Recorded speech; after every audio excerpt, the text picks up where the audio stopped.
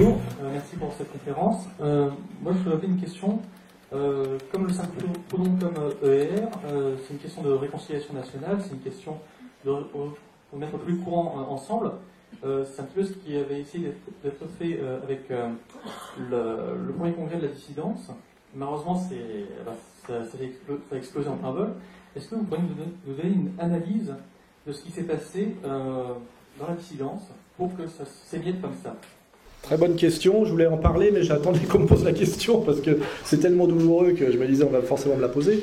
Moi j'ai eu une logique de dire on va faire l'armée de Spartacus, l'union fait la force, on a un combat à mener, un ennemi puissant, donc on fait fi de nos égos et on y va, la fleur au fusil, enfin voilà, j'étais dans cet esprit-là, on va dire assez coubertin. Malheureusement, il y a, je vous dis, la contamination de la mesquinerie contemporaine qui nous dépasse tous et qui fait qu'à un moment donné, des gens que j'ai aidés à monter un peu, en diffusant leurs vidéos sur un site qui leur permettait de passer de 3000 à 40 000 vues, en les faisant nommer pour des quenelles, puisque c'est moi qui organisais les quenelles, il faut le savoir, qui choisissait les gens, faisait le texte de présentation, etc., pendant toutes les premières années jusqu'à l'année dernière. Donc je les aidais à monter dans la dissidence pour dire, voilà, on est... l'union fait la force. Or, à un moment donné, qu'est-ce qui s'est passé? La question de la rivalité mimétique, sans doute. Ils ont vu, non pas le combat à mener l'adversaire, mais moi qui ne suis rien, parce que ces gens n'étaient rien, ce qui n'est pas le cas de moi, Dieudonné, qui étions quelqu'un avant la dissidence, et qui avons renoncé au monde médiatique normal pour mener un combat. C'est-à-dire que moi, je passais à la télévision, chez Ardisson, je vendais des livres, etc. Je venais pas de nulle part. Mais eux qui venaient de nulle part, ils se sont dit, tiens, avec des vidéos qui font 40 ou 50 000... un petit blog où on donne son avis et puis participe au truc des quenelles, on peut d'un seul coup devenir une petite vedette. Et donc ça veut dire d'un seul coup avoir des messages de soutien qui flattent l'ego, des messages de femmes, n'oubliez pas, qui d'un seul coup vous trouvent un charme que peut-être vous n'aviez pas avec vos 120 kilos à l'époque. Parce que ces gens qui m'ont trahi sont tous laids physiquement et obèses, il ne faut pas oublier. C'est important. Et puis d'un seul coup ils se sont dit, tiens finalement, Soral, on pourrait peut-être lui faire la peau. Il y a aussi l'idée de l'argent. Comme nous, on a monté une organisation économique pour pouvoir combattre, pour payer les avocats, les condamnations. Ils se sont dit, ils font de l'argent. Et alors là est arrivé aussi quelque chose, c'est des agents du ministère de l'Intérieur, il ne faut pas oublier ça. Le ministère de l'Intérieur qui a monté une cellule qui travaille sur moi, Dieudonné, parce qu'on les gêne, ils se sont dit, les attaques du système ne les affaiblissent pas parce que les gens qui les suivent ne se soucient pas des critiques du système. Mais par contre, si ça vient de la dissidence elle-même, ça peut être plus perturbant. Donc qu'est-ce qu'ils ont fait? Ils ont approché des gens de la dissidence à qui ils ont dit, si vous continuez à inviter Renoir ou Forisson, c'est la prison, mais si vous vous mettez à taper en interne sur la dissidence, vous pouvez faire ce que vous voulez. Et je le sais parce qu'ils ont fait ça déjà avec un type dont vous avez oublié l'existence, qui s'appelait Boulefkad, que j'ai aidé au début parce qu'il faisait le planton devant une banque. On l'a aidé à exister, on l'a soutenu, on l'a fait nommer et avoir une quenelle, on a édité un t-shirt, on lui a donné l'argent, et puis à un moment donné... je le sais après coup par les gens même qui ont suivi l'affaire, les flics l'ont convoqué, ils lui ont dit tu peux faire tout le guignol que tu veux devant une banque, on s'en fout, mais tu arrêtes de soutenir Dieudonné et Soral et tu arrêtes de faire des quenelles. Et là d'un seul coup, les gens qui étaient autour de lui ont changé, c'est plutôt des trotskistes antifa qui se sont mis avec lui, il n'y a plus une quenelle et il s'est mis à me rentrer dans la gueule systématiquement. Quand j'en ai eu marre qu'il me rentre dans la gueule systématiquement, j'ai simplement fait travailler mes limiers à moi, qui travaillent sérieusement, et j'ai sorti la maison qu'il avait à Lons-Saunier. Alors qu'il me faisait croire qu'il lui fallait 50 € par jour pour dormir à l'hôtel, et il m'appelait régulièrement en me disant j'ai plus de carte bleue, file-moi 100 € pour que je puisse aller dormir à l'hôtel, sinon je vais dormir dans la rue. Le mec finalement, voilà. Donc quand on a montré sa maison à Lons-Saunier avec son jardin, il a disparu, donc vous avez même oublié qu'il avait existé ce connard-là. Mais moi il m'a fait chier pendant 2 ans. Voilà. Et puis après il y a eu par exemple Farida Belgoul, pareil.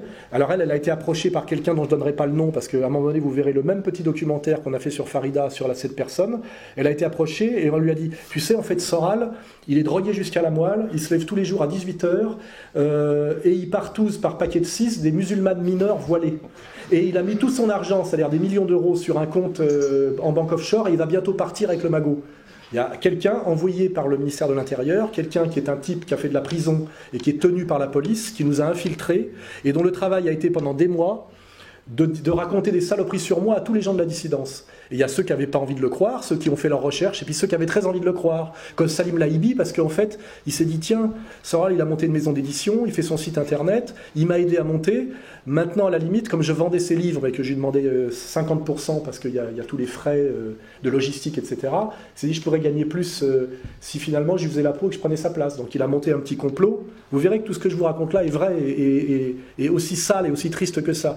Il a monté un petit complot avec des gens de sa région en disant, quand il y a eu l'affaire Binti qui a été montée par Street Press c'est Soros, Fondation Rothschild, à Chomer, je sais pas trop quoi, sur une histoire de personnes que je n'ai jamais vues de ma vie, que j'ai refusé de rencontrer. Enfin, faut vous dire à quel point et une personne, je vous raconte son CV, qui a fait de la prison pour trafic de drogue, qui était la maîtresse du deuxième fils Sarkozy, qui est soi-disant producteur de rap, qui ne peut pas mettre les pieds en France parce qu'elle est sous le coup de plusieurs condamnations, vous voyez, et qui se vante d'avoir touché 2 chèques pour avoir monté la cabale contre moi, qui a été relayée par Joe Dalton, un agent de SOS Racisme, et tenu directement par Julien Drey, qui est impliqué dans des affaires de viol collectif, mais qu'on présente comme un héros de l'antifascisme, alors qu'en fait c'est juste un petit voyou de 3e zone. Enfin, vous voyez, le ministère de l'Intérieur, à un moment donné, pour régler le danger Soral Dieudonné, a compris qu'il fallait qu'ils nous attaquent de l'intérieur. Et pour ça, ils ont approché, manipulé des gens de la dissidence que nous avions aidé à monter, moi et Dieudonné. Le dernier en date, c'est Laurent Louis, pour nous affaiblir de l'intérieur. Et c'est vrai que c'est plus efficace comme combat que de l'extérieur. Et malheureusement,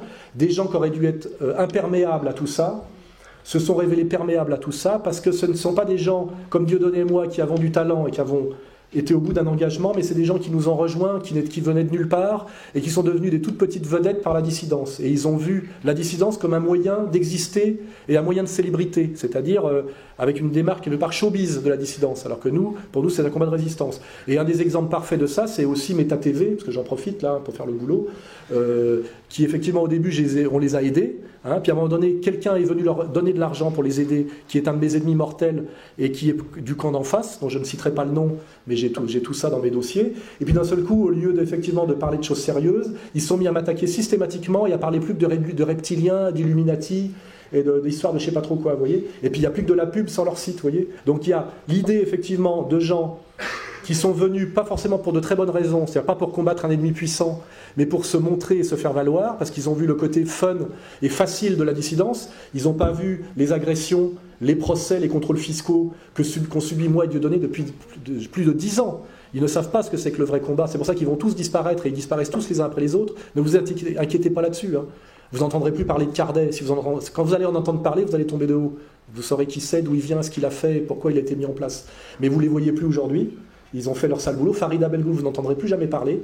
Vous verrez, c'est des gens qui ont été à un moment donné, que j'ai aidés, qui ont été retournés ou qui ont montré leur mauvais visage, qui nous ont combattus de manière très sale et très laide et très malhonnête. Ce qui m'a évidemment nous a perturbé, moi et Dieudonné. J'ai eu Farida il y a quelques mois, en ce moment Dieudonné à Laurent Louis, qui l'attaque uniquement parce qu'il n'a pas eu le pognon qu'il voulait, c'est tout. Hein. Qui est un type sans foi ni loi, mais c'est pareil, on pourra aussi faire le travail documentaire, les témoignages de tous les gens qui ont travaillé pour lui pour montrer que c'est une ordure intégrale, qui n'a aucune idéologie, qui a trahi tous les gens qui travaillaient pour lui, qui a été de tous les combats les plus contradictoires, uniquement par mégalomanie et par folie, le côté belge, vous voyez.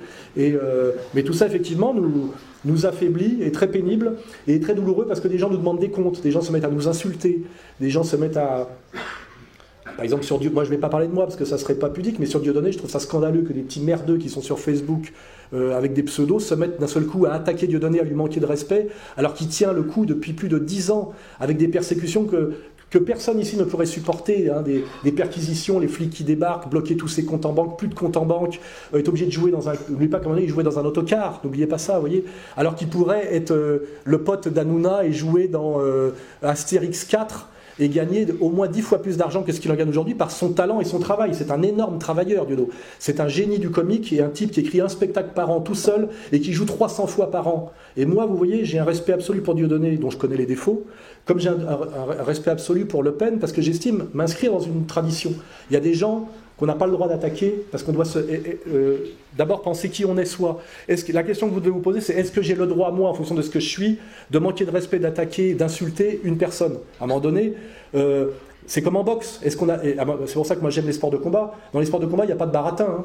Hein. La hiérarchie, elle se fait sur le ring. Moi, je sais très bien, pour ceux qui ont vu récemment, j'ai fait une photo avec Ramon Dekers, avec qui j'ai passé une soirée. Je ne me permets pas de manquer de... Non, à Rob Kaman, excuse-moi, c'est encore la catégorie au-dessus. Je ne me permets pas, moi, de manquer de respect à Rob Kaman, vous voyez. On a parlé d'autre chose que de boxe, et je ne me suis pas permis de lui... J'ai évité de parler même de ses défaites face à Rufus, parce que je pensais que ça pourrait être un manque de respect, être douloureux, et qu'il aurait pu m'en coller une, et qu'il aurait eu raison, vous voyez. Mais il y a des gens qui n'ont plus, malheureusement, ces valeurs, et malheureusement, il y a des gens qui prétendent combattre aujourd'hui un monde issu de mai 68, mais en fait, ils sont faits de mai 68. C'est-à-dire que ce sont des ados égoïstes, pervers, mégalomanes, et très fragiles. Et malheureusement, je vous le dis, on a, à un moment donné, parce qu'on a été trop gentil et trop idéaliste, on a en fait monter des gens dans la dissidence sans rien leur demander en échange d'autre que la loyauté qui devait être, je dirais, implicite. Je parle toujours de la loi naturelle. Il m'a paru à un moment donné absurde et délirant qu'un certain Salim Laibi se mette à me cracher à la gueule, à s'en prendre à ma vie privée, à mentir, à me diffamer. Déjà parce que dans l'islam, je crois que ça n'existe pas, comment dirais-je, la calomnie systématique. Ça n'existe pas aussi d'attaquer la vie privée des gens. Je veux dire, ça ne se fait pas. Et à un moment donné, je suis tombé de haut. C'est-à-dire, à un moment donné, je me suis dit, mais qu'est-ce qui lui prend? Il est devenu fou. Voilà. Et je découvre à un moment donné que ces gens-là, en fait, pendant des années, ont été des petits secrétaires d'autres personnages, en l'occurrence Nab, et qu'en fait ils rêvaient un jour d'être plus que ce qu'ils sont, et que le moment donné, moi je les ai aidés à monter, et ben ils m'ont poignardé.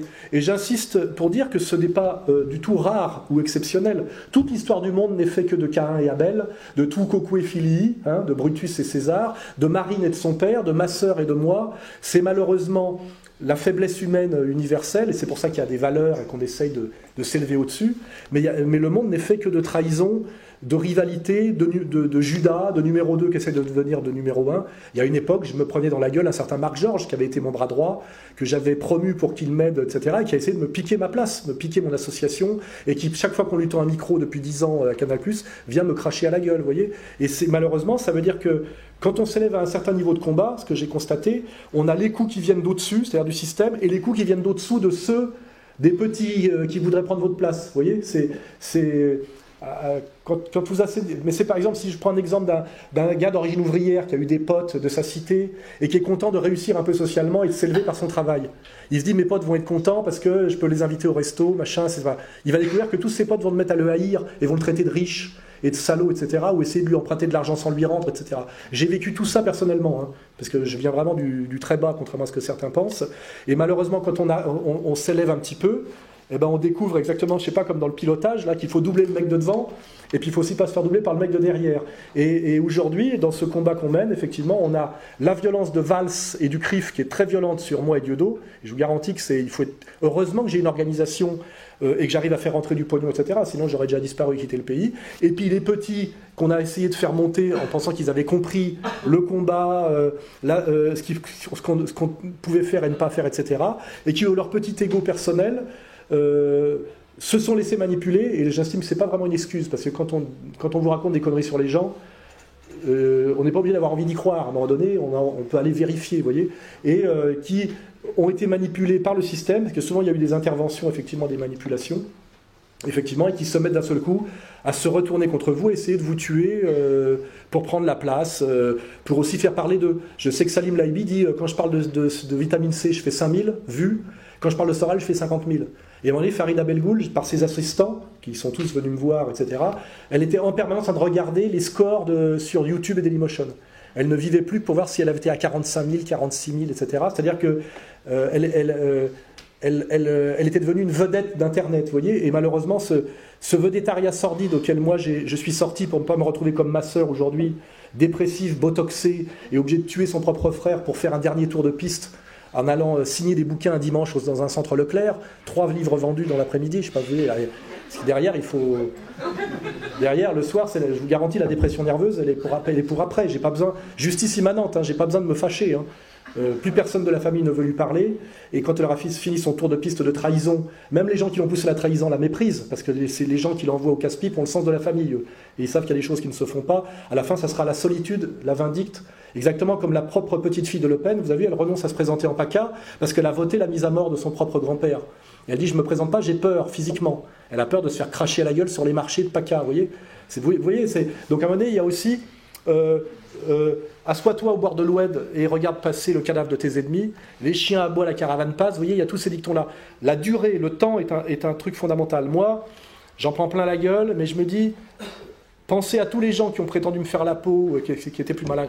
Dantec, qui m'a fait un procès, il est en train de crever, le pauvre, au Canada, il ouvre plus. Nab, il écrit un livre de 2000 pages sur moi, on l'attend toujours. N'oubliez pas, je veux dire, on en prend plein la gueule de partout, et si Jésus a eu, comment dirais-je, Judas, je ne peux pas être meilleur que Jésus, c'est pas parce que je suis mauvais, etc. Dieudonné, il a eu Ahmed Moualek, il a aujourd'hui Laurent Louis, moi j'ai eu Marc Georges et Salim Laibi. Malheureusement, tout ça est universel, et c'est pour ça que nous sommes sur Terre, hein, et qu'effectivement, il faut qu'il y ait quelque chose au-dessus qui s'appelle le paradis, et quelque chose en dessous qui s'appelle l'enfer, pour que la vie soit supportable, vous voyez ? Parce que c'est vrai que sinon... Ça, c'est une vraie question fondamentale, plus que religieuse, mais anthropologique. La vie est insupportable si on ne peut pas penser que quelque part, à un moment donné, il y a une justice divine, etc. Tellement c'est dégueulasse. Vous voyez, la vie est un combat, voilà. Je le répète, et c'est un dur combat, un combat d'une grande violence. Et quand on se hisse à un certain niveau comme moi, de prétention, d'arrogance dans le combat, le retour est très violent, très pervers, très, je dirais, d'intensité égale, hein, en valeur absolue, pas forcément en qualité, parce que moi, je pense ne jamais trop taper sous la ceinture, mais en valeur absolue, effectivement, on vous renvoie une énergie à peu près comparable. Et comme on ne peut pas me combattre selon mes valeurs à moi, le combat est d'autant plus dégueulasse et sordide que j'essaye, moi, de le maintenir à un niveau de sérieux, voilà, de qualité, etc. Et donc, je dirais, en dernière instance, que tout ça est finalement, en termes d'énergie, en termes d'anthropologie, est normal, je dirais normal, quasiment éternel, ce que Nietzsche, dans une intuition très forte, appelait l'éternel retour, et que malheureusement on ne peut pas y couper, et que tous les gens qui ont tenté des combats qui peuvent être comparables ont subi à peu près le même genre d'épreuves, et je dis bien c'est des épreuves, et que vous devez surmonter pour prouver que vous êtes bien le combattant que vous prétendez être. En réalité, c'est comme dans une hiérarchie effectivement à l'ancienne, je suis effectivement un des chefs de la dissidence parce que je vais être attaqué et que je vais vaincre des gens qui ont prétendu m'attaquer et me vaincre, vous voyez ? Et c'est ce que je suis en train de faire. Et si je suis vaincu, eh ben, je dirais à la Jacques Taest, tant pis pour moi. Voilà. Je finirai là-dessus, sur cette digression, effectivement, sur la dissidence. Voilà. Merci pour cette réponse. Pour le cercle Proudhon, juste en deux mots, le cercle Proudhon n'a pas explosé que sous le poids de ses contradictions internes et de ce genre de choses. C'est aussi l'avènement de la Première Guerre mondiale qui a mis fin, qu'il n'avait pas vu venir et qu'il ne voulait pas voir, qui a mis fin à l'expérience du cercle Proudhon. Peut-être quelque chose dont il faut tirer la leçon. Merci. Une autre question.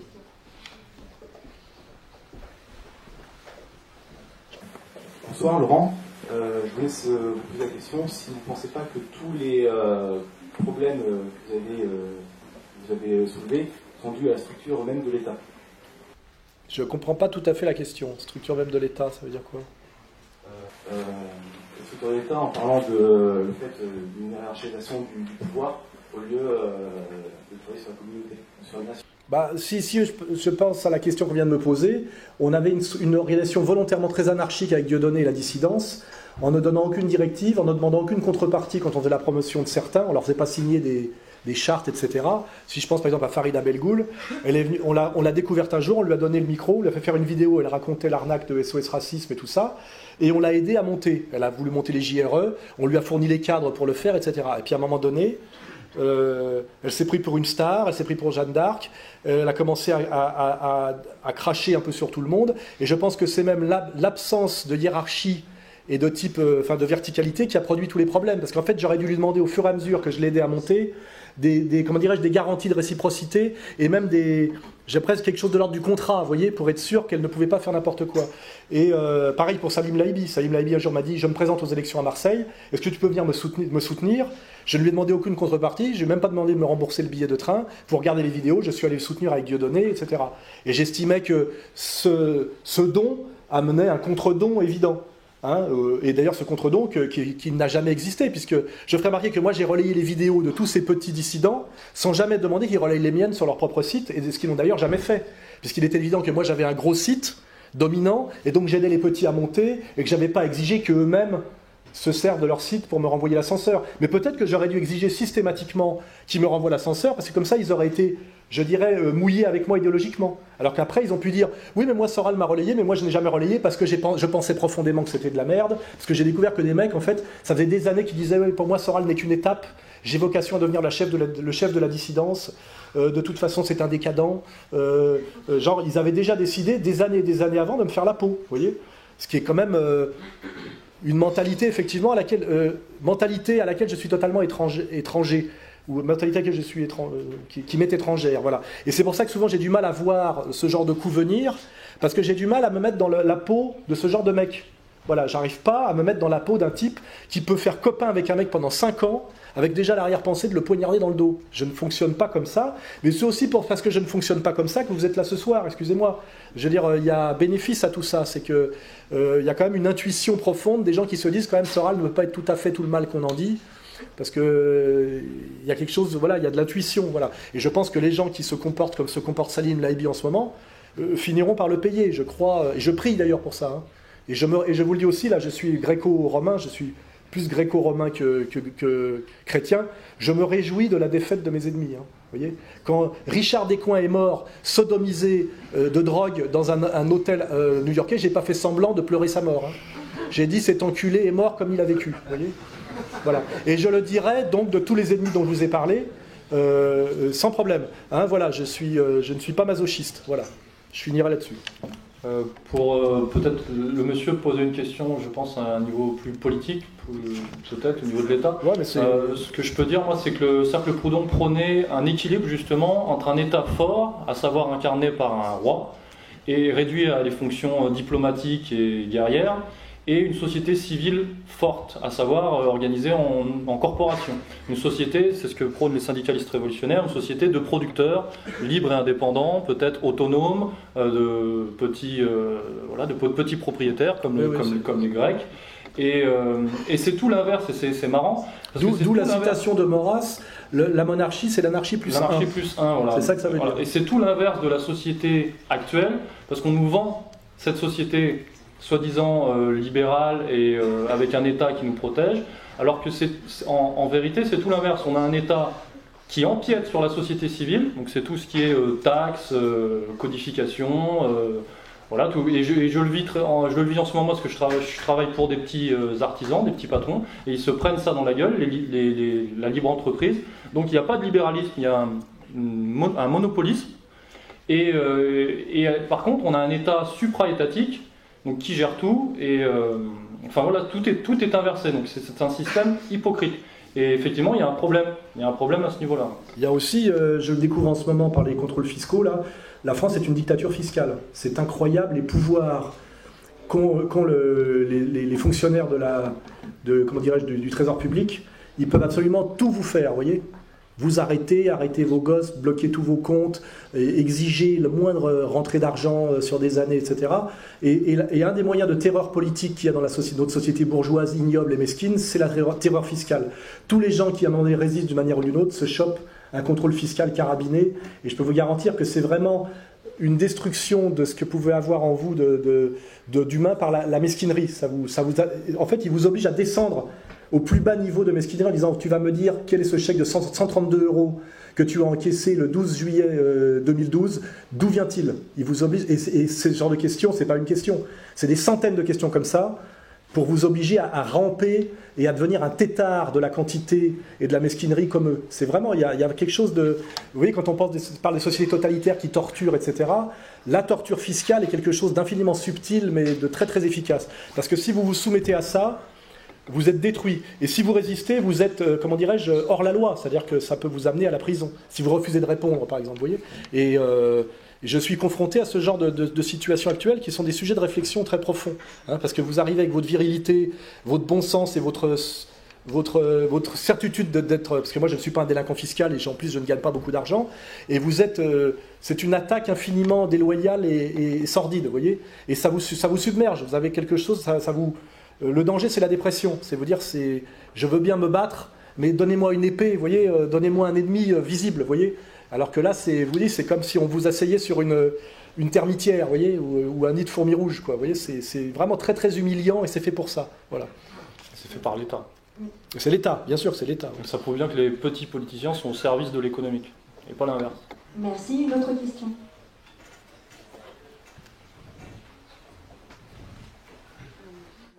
Bonjour. Non, j'avais une question par rapport à Proudhon. Ça marche pas. Si, parlez fort et près du micro.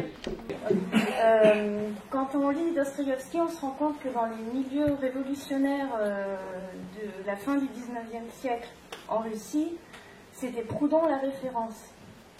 Et que Marx, pareil, dans l'introduction à Marx, j'ai appris qu'il s'était dépêché d'écrire Le Capital pour contrer Proudhon. Donc je voulais savoir, et j'ai pas lu Proudhon encore, je voulais savoir pourquoi on n'entend pas du tout parler de Proudhon et qu'on entend beaucoup parler de Marx. Et C'est une question subtile. Hein. Et en annexe, quel livre de Proudhon vous me conseillez? Moi, ce que je dirais là-dessus, ma théorie là-dessus, c'est que Proudhon était peut-être, alors ça c'est vraiment compliqué, mais c'était peut-être le plus subversif des deux, parce que le plus connecté justement à ce qu'on appelle l'humanité, la vitalité, la combativité, la réalité. Voilà. J'ai écrit sur cette question très précise dans Comprendre l'Empire. Hein. Si vous le lisez, vous verrez que j'en parle. Oui, vous retrouverez le passage. Je parle justement de Proudhon et de Sorel, qui sont en fait beaucoup moins des hommes de concept au sens de la toute-puissance du concept, mais plus des hommes du réel et de l'intuition.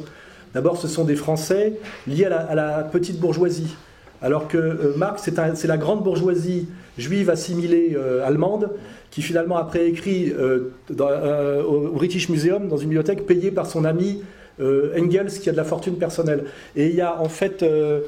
il y a aussi sans doute le fait qu'il y a chez Proudhon un antisémitisme forcené. Hein.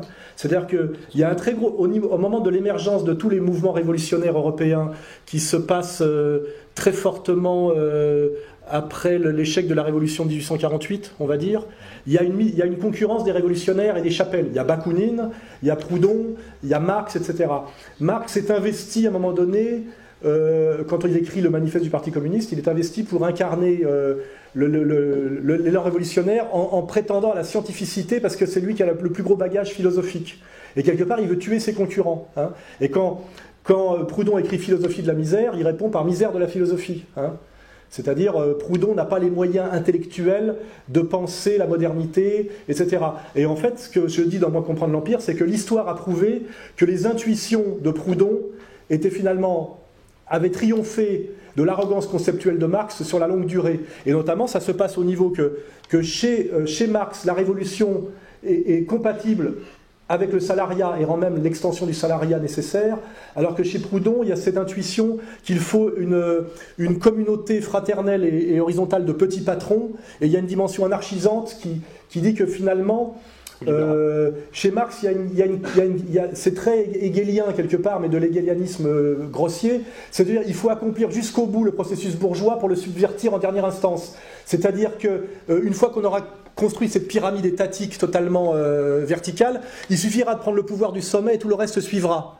Alors que l'intuition de Proudhon, c'est de dire que ça sera la même chose, puisque ce qu'il faut détruire, c'est cette pyramide de verticalité. Et c'est pour ça que Proudhon, comme Sorel, et c'est sa référence d'ailleurs au monde gréco-romain, maintient toujours l'héroïsme contre le calcul tacticien-politicien, et maintient toujours l'alliance des petits producteurs indépendants contre l'extension du salariat.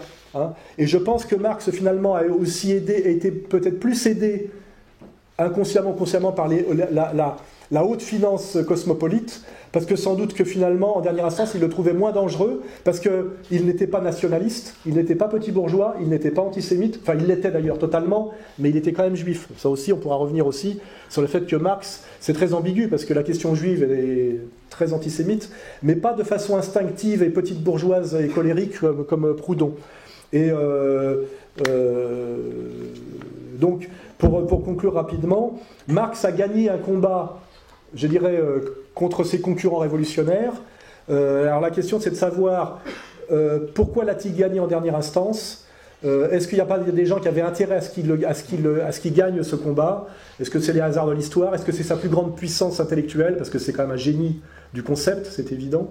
Voilà, en tout cas, aujourd'hui, moi, je m'amuse, en tant qu'ancien marxiste-léniniste, j'admets que Sorel et Proudhon ont eu raison sur Marx mais on peut l'admettre qu'aujourd'hui, avec le recul notamment de ce qu'a été le socialisme réel, on peut aussi donner raison à Orwell sur des gens qui le combattaient de la gauche, après, dans les années 50.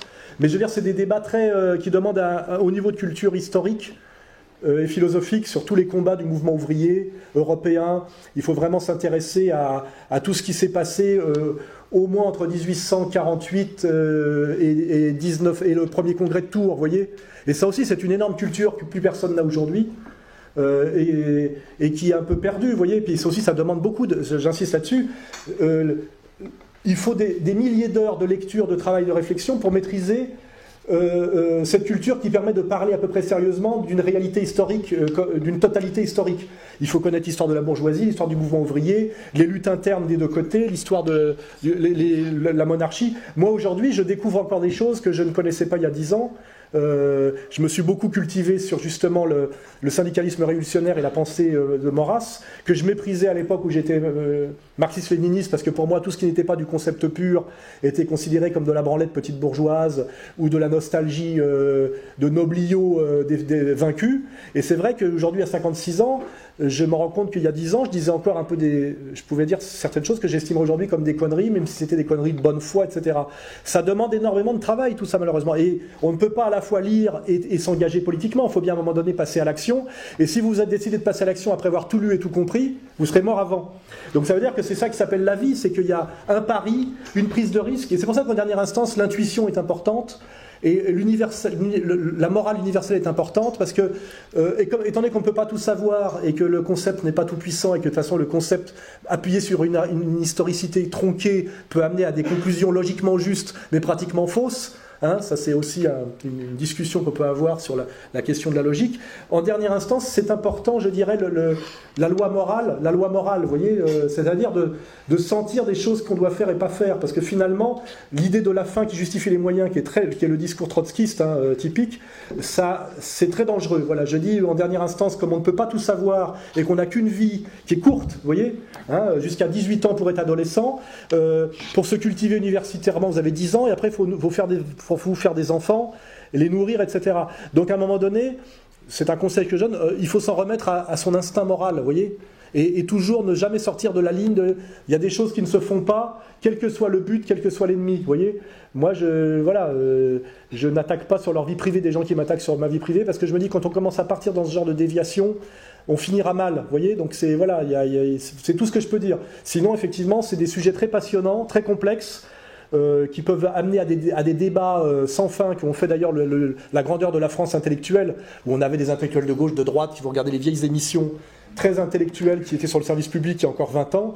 On peut être quand même impressionné par l'effondrement intellectuel de la France et par la haute tenue, même d'un point de vue de la maîtrise du langage, quand on voit ce qu'ont vu l'extrait qu'on a mis de Forisson discutant sur Rimbaud et Lautréamont, même si son interlocuteur est insupportable, il manie un français très châtié et il construit un raisonnement bien construit, vous voyez. Là, ce qu'on est sûr, en tout cas, quel que soit qui a gagné de Proudhon ou de Marx, la question aujourd'hui, c'est que plus personne ne lit ni Proudhon ni Marx chez les gens qui se réclament de la gauche. Ça, c'est une certitude, et de la pensée de gauche. Hein. Et ça, c'est plutôt ça la vraie question aujourd'hui. Et donc, je vous remercie déjà pour être capable de poser votre question, qui prouve que vous vous posez des questions sur ces sujets. Il y a des gens qui ont renoncé depuis très longtemps, notamment au Parti communiste, au Parti socialiste, et dans tous les mouvements syndicaux officiels. Hein. Ils ne connaissent rien de tout ça, ils n'en ont rien à foutre. Voilà. Sur l'intuition, et c'est là qu'on retrouve encore et qu'on voit encore une fois qu'on est dans le bon, qu'on est dans le juste, c'est que c'est effectivement quelque chose de mis en avant par le Cercle Proudhon sur le modèle de Bergson, parce que Bergson établissait une trilogie de l'instinct, de l'intelligence et de l'intuition comme des étapes de l'individu, mais des étapes aussi au niveau de l'humanité. Ouais. Et pour ce qu'ont fait Berthe et Sorel, c'est d'appliquer ce modèle au socialisme. Et pour eux, le socialisme, c'est le moyen qui va permettre à l'humanité de passer au niveau de l'intuition. Parce que pour eux, l'intelligence, c'est justement l'esprit, c'est le mode de la bourgeoisie, justement, au niveau de l'histoire, si vous voulez, de l'histoire humaine.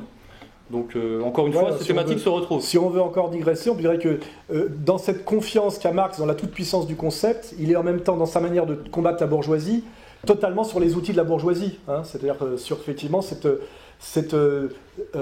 absolu du concept qui est monté d'autant plus haut que le Dieu a disparu. Vous voyez, il y a vraiment eu le Dieu concept. Même moi, quand je m'engueulais un peu avec, non, pas Kluskar, car j'avais suffisamment de respect pour lui pour ne pas m'engueuler avec lui, mais avec Pagani, avec qui je m'engueule beaucoup aujourd'hui, et avec Negroni, non pas avec qui je m'engueule, mais qui aujourd'hui me donne raison contre Pagani, c'est qu'en fait, ces gens-là, quand on écoute Pagani, qui est incroyablement brillant dans ses digressions sur les vidéos que vous pouvez regarder de Pagani, en même temps, il y a énormément de conneries.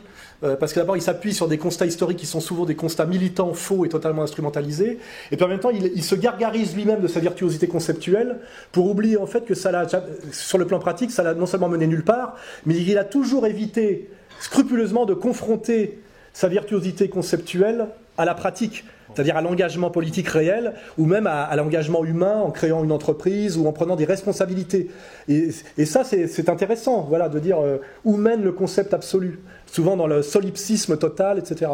Et moi, je suis d'une génération d'après, et je fais ce constat. C'est pour ça qu'aussi, aujourd'hui, moi, je suis fier d'être petit patron. Je suis petit patron, vous voyez. Et ça me permet de voir aussi les choses différemment que du marxiste arrogant qui prétend penser la société capitaliste de tellement haut et de façon tellement abstraite qu'il ne sait même pas ce que c'est qu'un compte d'exploitation annuel, l'URSSAF, etc., etc. Et quand on a la modestie de s'immerger dans ce que c'est que l'entreprise, d'un seul coup, on voit les choses un peu différemment, on devient un peu plus modeste et on décale un petit peu ses positions politiques. Vous voyez. C'est pour ça que l'intellectualisme, c'est la vision du monde et c'est la mentalité de la bourgeoisie, parce que c'est le règne de l'abstraction, de la théorie, du concept, du blabla, du bavardage. Et l'outil du marxiste-léniniste arrogant, chaque fois que son ennemi l'emmerde, c'était quoi? Traité de quoi? Petit bourgeois. Alors que finalement, le petit bourgeois sauvera le monde, je crois. Parce que le petit bourgeois, c'est l'entrepreneur, c'est le mec autonome économiquement. C'est pratiquement les gens qui sont ici, c'est le boulanger, c'est l'artisan, etc. La haine, le mépris, la mise à mort du petit bourgeois dans le marxisme-léninisme est très révélateur de quelque chose, vous voyez. C'est que finalement, il fallait mater cet insoumis qui posait problème à la dictature du concept, mais pas problème politiquement, mais problème d'un point de vue, je dirais, il montrait la fragilité et l'arrogance du concept tout-puissant. Voilà. Et aujourd'hui, on peut faire une réhabilitation a posteriori du petit bourgeois haï par toute l'école marxiste pendant pratiquement un siècle. Voilà. Et pour le livre de Proudhon, je dirais, parce que j'ai pas oublié, je dirais de la justice dans la Révolution et l'Église. Livre à lire, d'accord. Ouais, bah c'est pour ça que je conseille. Maintenant, je suis fier d'être un petit bourgeois. Merci pour la réponse. Une autre question?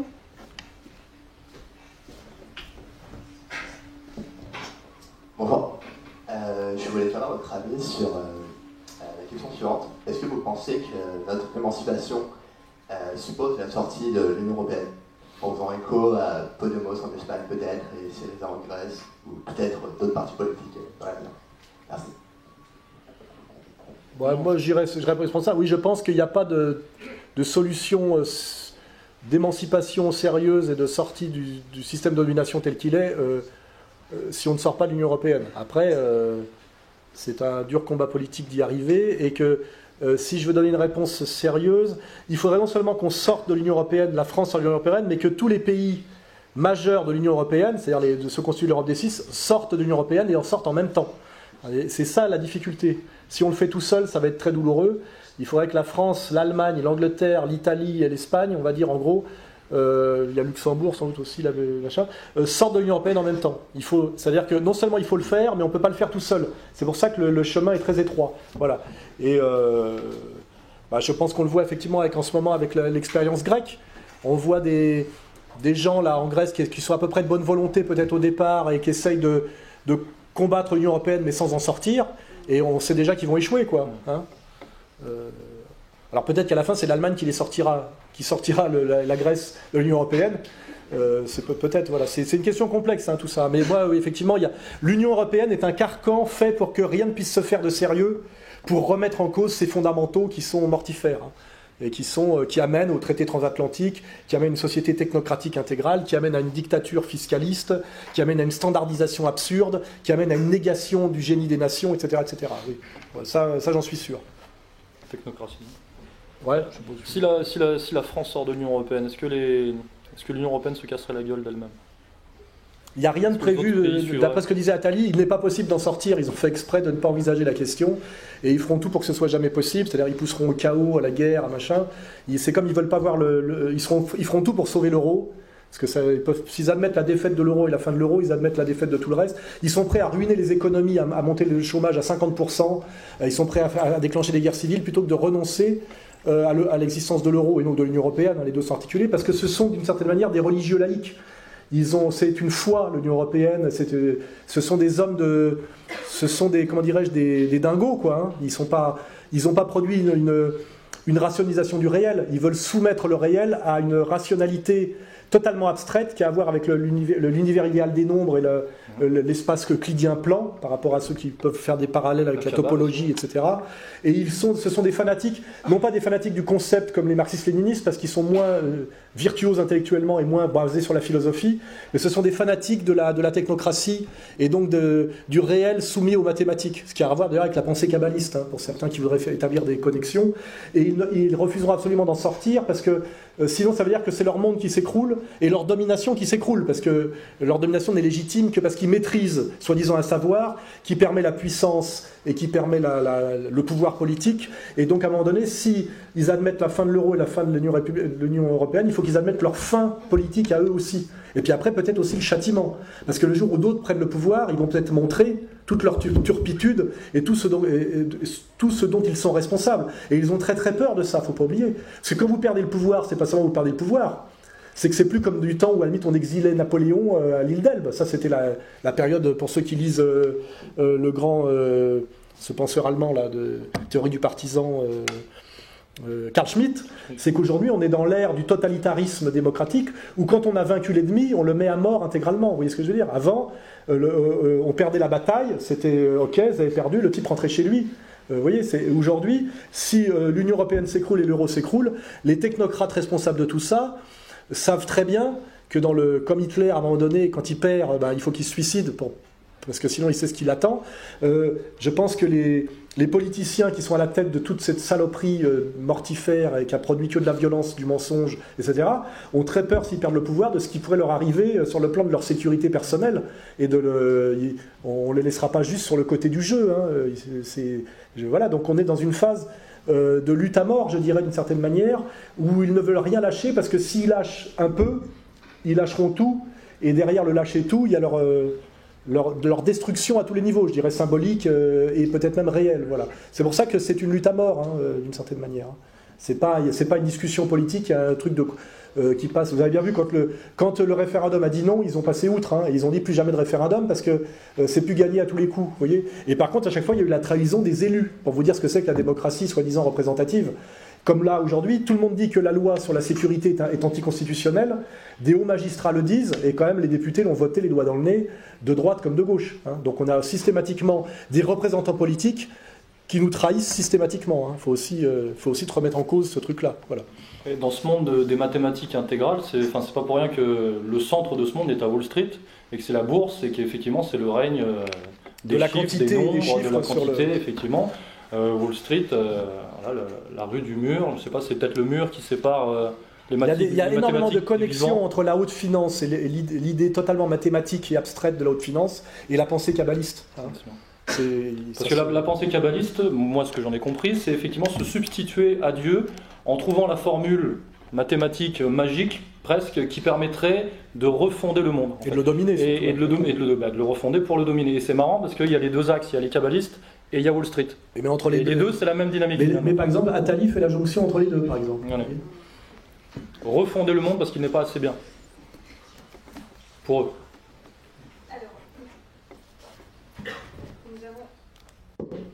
Nous avons la chance d'avoir des intervenants intarissables. Malheureusement, nous avons un horaire à respecter et donc c'était le mot de la fin.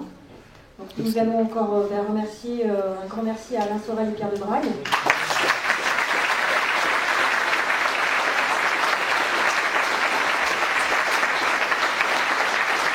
Braguette pour les intimes.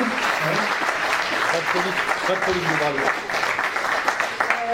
Je voudrais aussi remercier toute l'équipe de RPI Dalois parce que c'est grâce aux bénévoles que cette journée est possible, que ces journées sont possibles. Donc un applaudissement pour eux, s'il vous plaît. Oui, je vais en rajouter là-dessus. C'est parce que ER est une organisation avec des gens qui font leur boulot à leur place de manière très humble et plus humble que moi, qui quelque part fait un peu la vedette, même si j'en paye le prix par ailleurs. C'est parce que ER est une organisation que j'arrive à tenir encore aujourd'hui. Parce que sans cette organisation, qui est aussi une organisation économique, j'aurais été obligé d'abandonner par rapport à tout ce que je prends sur la gueule. Je ne peux pas assumer 16 procès en même temps, des contrôles fiscaux, etc.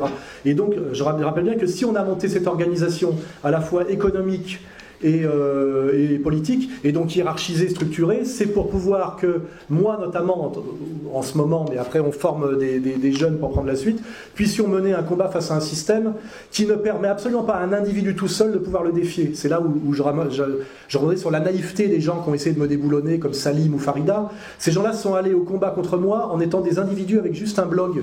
C'est impossible aujourd'hui de défier le système si on ne monte pas une organisation, vous voyez. Et monter une organisation demande de la hiérarchie, de savoir que chacun est à sa place, d'admettre effectivement qu'on n'est pas tous généraux, mais qu'il y a des grades, comme dans un orchestre symphonique ou une armée. Pour produire de la belle musique ou de l'efficacité militaire, il faut de la hiérarchie. Et quiconque vous dit que le monde peut fonctionner sans hiérarchie est un naïf, un menteur. J'y ai cru même quand j'avais 20 ans, je me suis dit je ferais mieux que les autres, etc. Mais non, il y a hiérarchie. Et quand vous ne respectez pas la hiérarchie, vous êtes toujours puni, y compris moi. Chaque fois que j'ai été trop gentil avec des gens et que je les ai traités comme mon égal alors qu'ils étaient objectivement mes inférieurs, je l'ai pris dans la gueule. Je vous le dis, je suis obligé aujourd'hui de rappeler et de maintenir le principe hiérarchique pour protéger même la cohésion du système et même pour aider les gens malgré eux dans le système hiérarchique. Sinon c'est l'anarchie, et l'anarchie malheureusement ça donne beaucoup de violence et de souffrance, et y compris pas que pour les gens du haut, hein, pour les gens du bas. Voilà. Et donc je veux remercier vraiment les gens de ER à tous les niveaux, parce que si ER n'existait pas et que Contre-Culture n'existait pas par le travail que tu fais, que vous faites, j'aurais été déjà depuis un certain temps obligé d'abandonner le combat et sans doute de quitter le pays, car je n'ai pas les moyens, moi, individuellement, de faire face. Et je vous le dis, personne n'a les moyens individuellement de faire face au système. Et ça, c'est d'ailleurs une dernière remarque. Tout le baratin hollywoodien, et ça je l'ai réfléchi, vous montre dans tous ces scénarios un individu seul qui triomphe du système, et le bien qui triomphe à la fin par un individu héroïque. C'est pour vous amener à ne jamais comprendre comment marche la réalité du combat. Dans la réalité, l'individu héroïque est toujours vaincu. Et c'est la grande honnêteté de Edmond Rostand par rapport aux mensonges du cinéma américain hollywoodien. C'est pas pour rien. Cyrano de Bergerac est tué à la fin par la coterie. Et il est tué en douce, en lui faisant tomber un madrier sur la gueule. Parce qu'on ne peut pas le vaincre en face à face et en combat d'homme à homme. Et qu'on ne peut pas le vaincre non plus par le discours et le logos. Dans la réalité, le héros individuel seul est toujours vaincu. Et sa victoire n'est jamais que posthume dans la mémoire des gens, comme on va effectivement fleurir sa tombe, etc. La seule victoire possible est une victoire collective, organisée, hiérarchisée. Voilà, hein. Et ça, c'est une certitude. Et donc, je vous remercie de me permettre de ne pas être totalement vaincu aujourd'hui par ton travail et aussi par votre présence, hein, et par les livres que vous allez acheter et faire dédicacer, bien évidemment.